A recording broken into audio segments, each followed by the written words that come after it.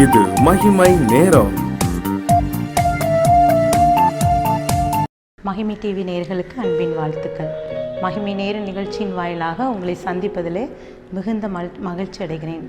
இன்றைய நாளிலும் கூட நாம் கிறிஸ்தவ வாழ்க்கையின் 7 அனுபவங்களை குறித்து நாம் தியானிக்க இருக்கிறோம். கிறிஸ்தவ வாழ்க்கை ஆவிக்குரிய அனுபவம் நிறைந்தது. இங்கே வெளிப்புற தோற்றத்தை அல்ல, உட்புற மாற்றத்தை நம் தேவன் நம்மில் எதிர்பார்க்கிறார். கிறிஸ்தவர்கள் என்றால் புறஜாதியாக இருந்தாலும் சரி, நம்மில் அநேகர் பார்க்கிற ஒன்று ஜெபம், வேதம் வாசிப்பு, ஆலயம் செல்வர். இதை மாத்திரமே நாம் ஆவிக்குரிய அனுபவமாக நாம் நினைத்து கொண்டிருக்கிறோம். இது வெறும் பக்தியே. கிறிஸ்தவ வாழ்க்கை அனுபவம் நிறைந்தது. நம்மில் அநேகர் ஆண்டவரோடு நெருங்கி வாழ வேண்டும் என்று ஆசைப்படுகிறோம். ஏன் நம்மால் முடியவில்லை? காரணம், நம்மில் மாற்றமில்லை. இன்றைய நாளிலே நாம் முதலாவது அனுபவமாகி இரட்சிப்பின் அனுபவத்தை குறித்து நாம் தியானிக்கலாம். இரட்சிப்பு கர்த்தருடையது. நம் அநேகருக்கு இந்த இரட்சிப்பை குறித்து நாம் தெரிந்த ஒன்றே. கிறிஸ்தவ வாழ்க்கையின் முதல் அஸ்திபாரமே இரட்சிப்பு. இரட்சிப்பு நம் வாழ்க்கைக்கு தேவையான ஒன்றாக இருக்கிறது. பாவத்தின் நிச்சயம், பாவத்திலிருந்து ஒரு விடுதலை பெறுவது தான் இரட்சிப்பின் அனுபவம். ஒரு மீட்பு, ஒரு பாவ அடிமையிலிருந்து நம்மை மீட்டெடுக்க நம் தேவன் இந்த உலகத்திற்கு வந்தார். உலகத்திற்கு மீட்பதற்காகவே நம் ஆண்டவராக இயேசு கிறிஸ்து இந்த உலகத்துக்கு வந்தார். பாருங்க, பாவிகளை இரட்சிக்க இந்த உலகத்துக்கு வந்த இயேசு நம் உள்ளார்ந்த செயல்களிலே ஒரு மாற்றத்தை விரும்புகிறார்.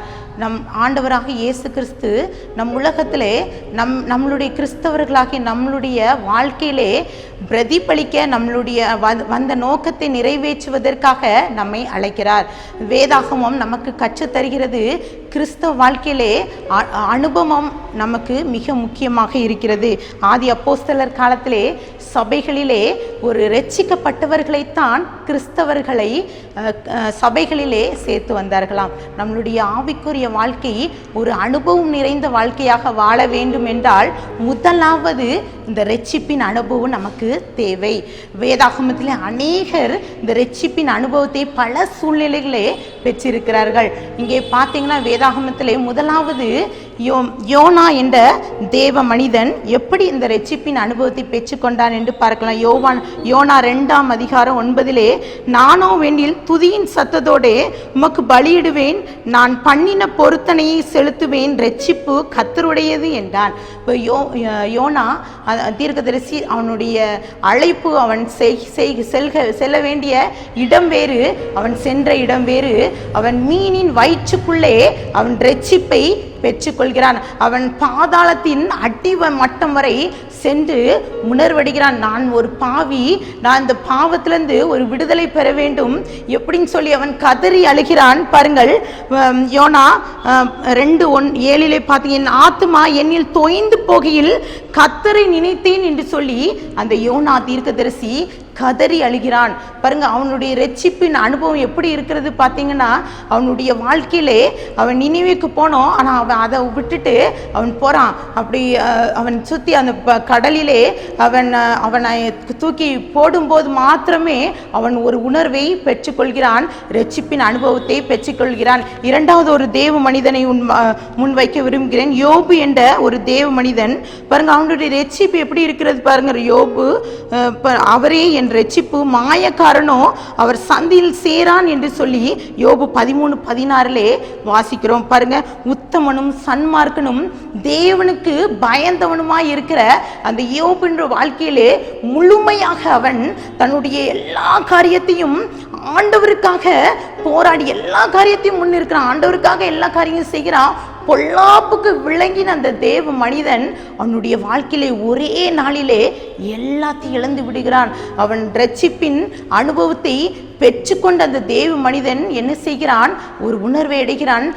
அவனுடைய வார்த்தையில கூட ஒரு சின்ன வார்த்தையில கூட அவன் பாவம் செய்யவில்லை. ஆனாலும் அவனுடைய இரட்சிப்பு அனுபவம் எப்படி இருக்கிறது? அவன் பிள்ளைகளை மறந்து போகிறான். பாருங்க, அவன் யோபு 5:4 அவன் பிள்ளைகளை இரட்சிப்புக்கு தூரமாக்கி தப்புவிப்பார் இல்லாமல் வாசலிலே நொறுக்கப்பட்டார்கள் என்று சொல்லி அந்த இடத்திலே நாம் வாசிக்கிறோம்.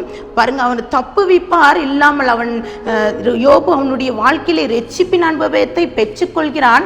ஆனால் தன் பிள்ளைகளை மறந்து விடுகிறான். இன்னொரு தேவ மனிதனை நாம் பார்த்தோமானால் தாவீது அவனுடைய வாழ்க்கையிலே எப்படிப்பட்ட மனிதனாக இருக்கிறான். ஆடு மேய்க்கும் போது அவன் சிறு வயதிலே சுரமண்டலத்தை எடுத்து ஆண்டவரோடு நெருங்கி வாழ்ந்த அந்த தேவ மனிதன் என்ன செய்கிறான், ஒரு பாவம் செய்கிறான்.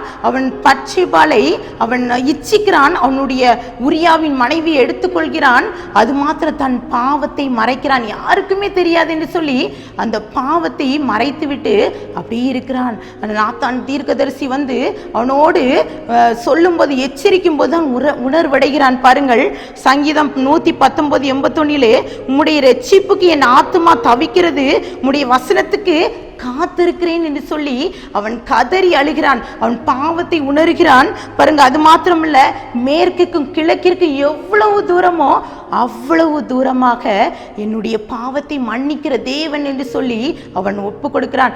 என்னை ஈசோப்பினால் சுத்திகரியும், அப்பொழுது நான் சுத்தமாவேன், என்னை கழுவியருளும் என்று சொல்லி அவன் தன்னுடைய பாவத்தை அறிக்கையிட்டு அவன் அந்த இடத்துல ஒப்பு கொடுக்கிறான். அது மாத்திரமல்ல, தாவீதனுடைய வாழ்க்கை, அவனுடைய வாழ்க்கை முழுவதும் பார்த்தீங்கன்னா சங்கீதம் 51 அவன் பாவத்தை அறிக்கை செய்கிறான்.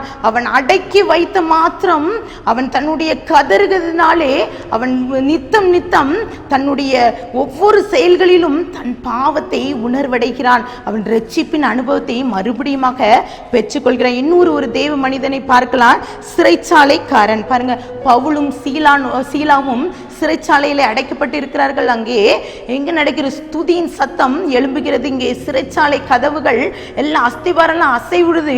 இங்கே சிறைச்சாலைக்காரன் பாரு பயந்து போய் நிற்கான். எல்லாரும் கட்டுண்டவர்களாக இருக்கிறாங்க. இங்கே அவன் பாருங்க, ரட்சிப்பதற்கு நான் என்ன செய்ய வேண்டும் என்று பவுலையும் சீலாவையும் அழைத்து அங்கே கேட்கிறார்கள். அங்கே பார்க்கும்போது இந்த சிறைச்சாலைக்காரனை ஆண்டவர் அந்த இடத்தை தொடுகிறான். அவன் ரட்சிப்பின் அனுபவத்தை அந்த சிறைச்சாலையிலே பெற்றுக்கொள்கிறான். இந்த வேலையிலும் கூட இந்த வார்த்தையை கேட்டுக்கொண்டிருக்க உங்களையும் கூட ஆண்டவர் இந்த பாவத்திலிருந்து விடுதலை பெற்ற ஒரு வாழ்வுக்குள்ளாக உங்களை அழைக்கிறார். இங்கே ஒரு சகேயுடைய தேவ மனிதனை நாம் பார்க்கலாம். சகேவு என்ன செய்கிறான், காட்டத்தி மரத்தில் ஏறிக்கொண்டு ஆண்டவர் எப்படிப்பட்டவரோ என்று பார்க்கிறான். இங்கே பார்க்கும்போது அவனுடைய வாழ்க்கையிலே பாருங்க ஒரு மாற்றம். அவன் ஆண்டவரை பார்க்கிறான். இங்கே சகேவே, நீ சீக்கிரத்திலே இறங்கி வா. அது மாத்திரம்தான் ஆண்டவர் சொன்னாரு. உடனே அவன் இறங்கி வருகிறான். அவன் பாவத்திலிருந்து ஒரு விடுதலை பெற்று இனி நான் நாளத்தனியாக நான் திருப்பி கொடுக்கிறேன் என்று சொல்லி பாவத்தை உணர்வடைந்தவனாக இருக்கிறான். இந்த ரட்சிப்பின் சந்தோஷம் நமக்கு தேவை. இந்த ஆவிக்குரிய வாழ்க்கையிலே நமக்கு மிக மிக அவசியமானது இந்த ரட்சிப்பு. நமக்கு பாவம் இல்லை என்போமானால் சத்தியம் நமக்குள்ளே இராது. பாவத்தின் சம்பளம் மரணம். நம்மளுடைய வாழ்க்கையிலே இந்த பாவத்தின் உணர்வு என்று நமக்கு வருகிறதோ அன்றுதான் இந்த ரட்சிப்பின் அனுபவம் நமக்கு கிடைக்கும். ஆண்டவர் இந்த மன திரும்பும் வாழ்க்கைக்குள்ளாக நம்மை அழைக்கிறார். ரட்சிப்பு கர்த்தருடையது.